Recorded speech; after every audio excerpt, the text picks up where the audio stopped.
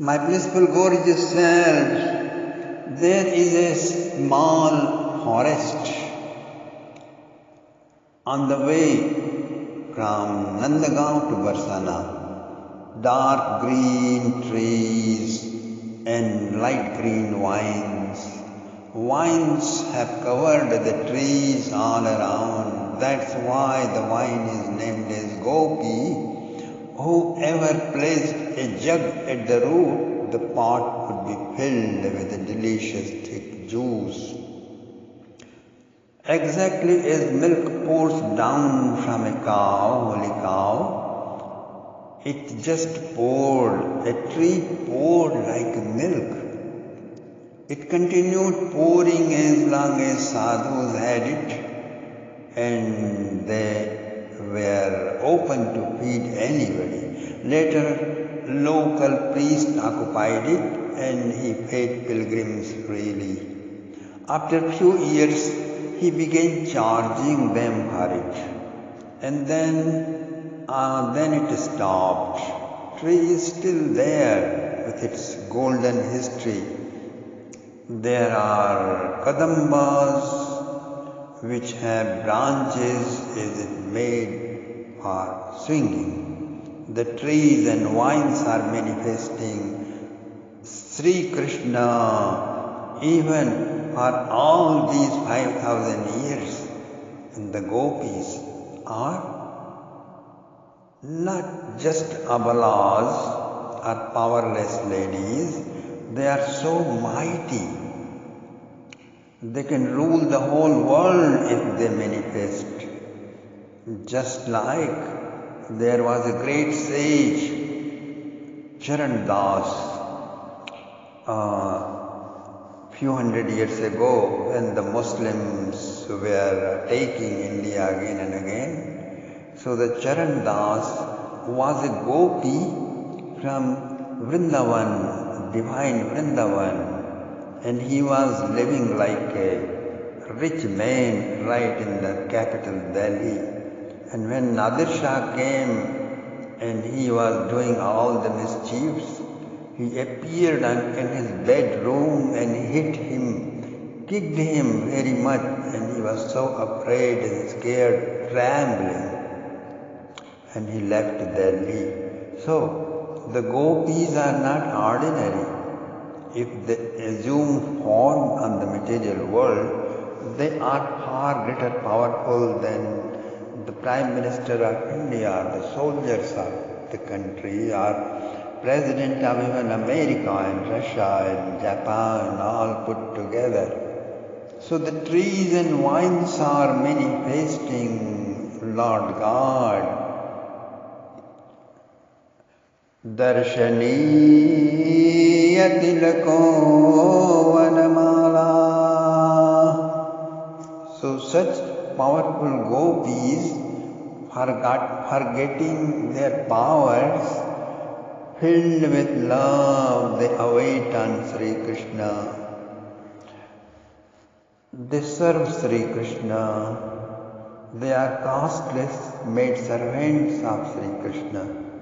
Darshaniya tilako vanamala Divyagandha tulasi madhumattai Alikulai ralagugitam avishtam Adriyan yare sandhita venu. Gopis saw entranced. Sri Krishna entered Sri Vrindavan forest. Cows scattered around to graze. Now Krishna sported with his friends for a long time. Then they entered the Yamuna river. They swam for quite a while. Then he announced that he would be resting alone in the bower for some time. Then all the gopas scattered away. Now after an hour he took bath again, and then the devotees decorated him. He wore new silk and sat on a on a nearby crystal slab and blissfully pasted a sandalwood paste with Guruchan Tilak musk dot in the center.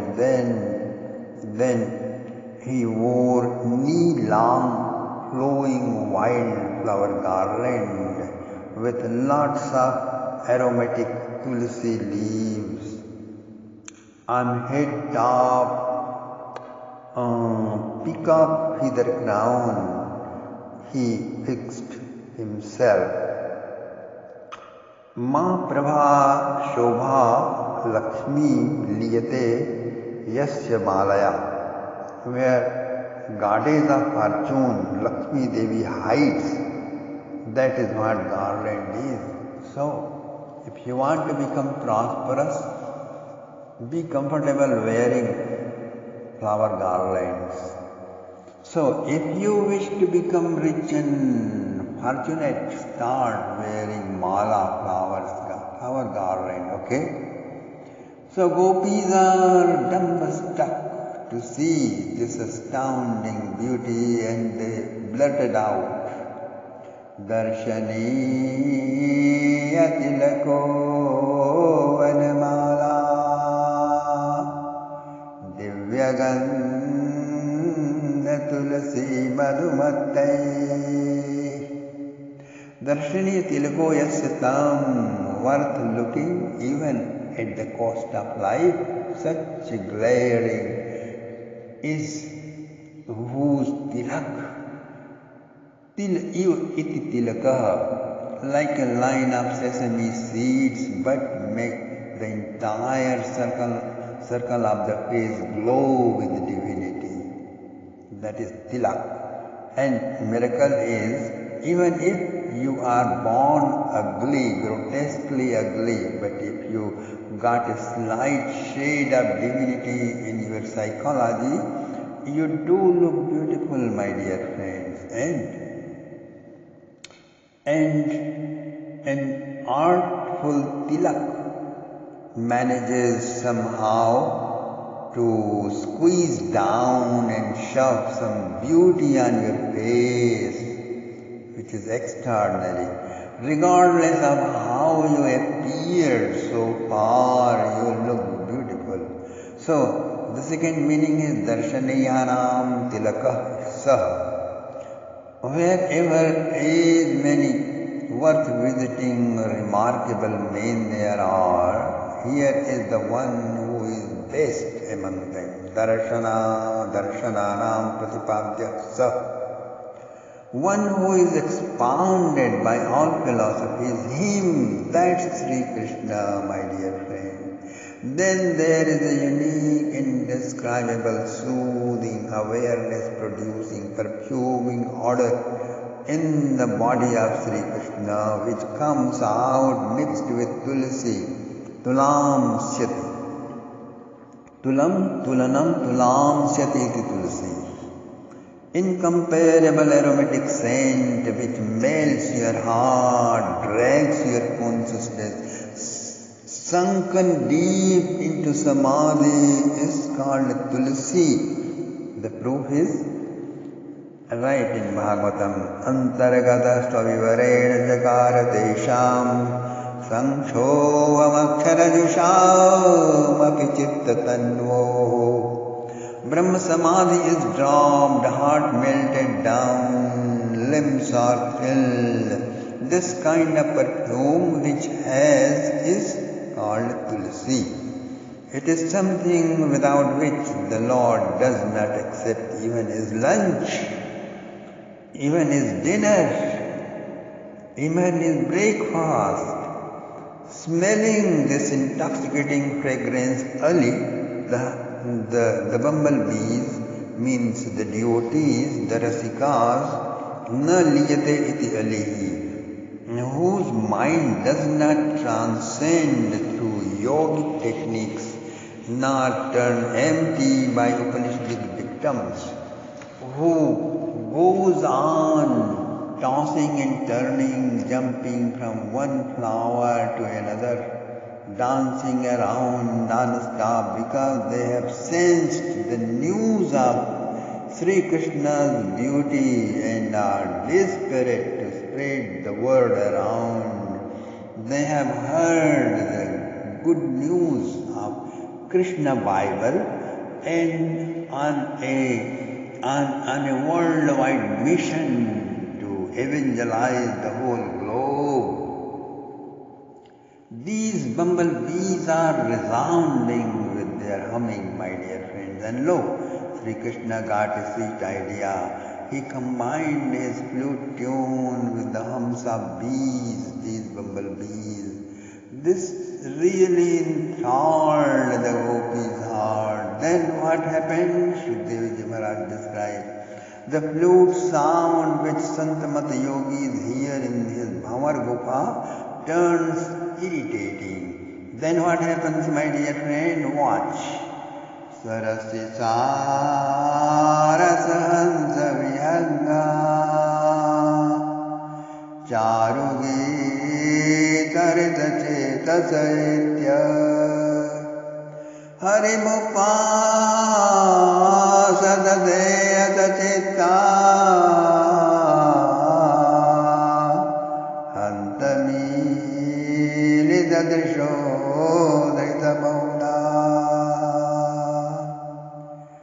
Crane tells, O swallow, the Chakravark, your life is vain. You never knew the way of love since you are separated from your lover. Every single night staying on trees of two separate banks of the river. O crane, Chakravark tells, you are always together as householders of the world. How can you ever know the way of love who never felt the torments of love? Without torments, how can one even know the bliss of union? Both have two halves of love, my dear friends. Without having the taste of torments, no one can enjoy the rapture of the union.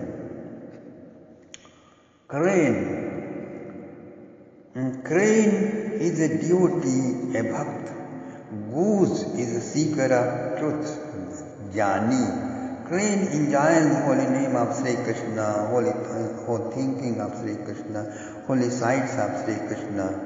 Swan is discriminating, exploring, investigating. There are nightingales, sparrows, cuckoos, pigeons and ducks and drakes and falcons are all yogis who have been flying around in search of Sri Krishna. Now as soon as the flute music resounded, they all dropped whatever they were doing and landed on the water nearby where Krishna is playing his flute. Gopis say, oh dear me, look. They sit eyes closed, silent and lost in oblivion. Oh, how wonderful they look, how peace emanating they all have become.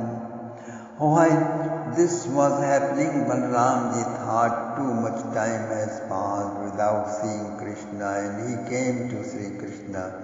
Friends also came with him. Now Krishna stood up and greeted them. They all are thrilled to see him among Krishnized flocks. Let us have a walk in the forest, Balaram proposed, and smiling Krishna accompanied him. They are walking, Savalai Tagavatan Savilasai Sanushukshitibrito Brajadevya. On the hills there is wide open ground. From that height they are looking the entire Brajmandal. Great joy erupted. Filled with the rapture, there came again the flute to the lips, and lo, another flower shower, a new nectar rain began. So much love inundated to envelop the whole universe.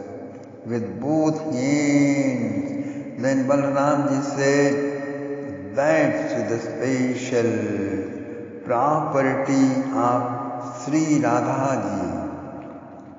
In between your arms is her empire. Then no one can enter in between without her permission. In fact, I don't know anything about it, but devotees of Vrindavan say that there is no Balaramji as such to enjoy being together with Sri Krishna. Sri Radha herself assumes the form of Balaram wherever she cannot be with him in Radha form. Okay? That's it. So, it sounds very good. So, the lordess of the empire in between his arms is standing beside him. How can he give it to the world? So he decided to embrace the whole world through nectar of his flute music. Harshayan yari venuravena Harshayan yari venuravena Jata harshau param bhati vishvam. How did he do it? The bliss of the heart landed unto the flute. Then he poured it out and out and out and out and all over everywhere. It struck with the mountain, touched with the river water, crashed with trees, sky and ocean. It permeated in and throughout every particle of the earth. It hasn't faded away, my dear friends. It's still resounding. If you wake up at 12 o'clock midnight or 3 or 4 a.m. and enter a cave or a silent room and meditate, you hear it still today. And 5,000 years will create no distance. Even the slightest distance is not created. So you will be blissed out. Anandamatragarpadamukundaraje Govindamadipurusham Tvamaham prapadye. Blissful nectar is flooding everywhere. Birds, cows, calves and wildflower gazed and gazed Sri Krishna and became motionless. Siddha's meditation got broken. Brahma ji is shedding tears. Shiva's heart beat stopped. Yamuna flowed down, turned. Meditating yogis from Himalaya, celestial ladies and angels from the heaven rained down to Vrindavan. Surdas ji singing Murali kunjani kunjani bajati sunari sakhi shravanday abtu jividhi hari mukharajati karpallava jab dharat samare sapt sur nikal sajati. Then what happened, my dear friends? Shukdev ji Maharaj is singing Mahadati Kramana Shankita Cheta Manda Manda Manugarjati Vega Suridama Bhyavarad Manobhi Chayaya Javedanat Pradapatra. The dark cloud runs down to offer his service. He serves in 3 ways. First, flower shower with his tiny white droplets. Hiding among clouds, the celestials come and shower flowers, heavenly flowers. Then he sweetly rumbles with flute music. Then when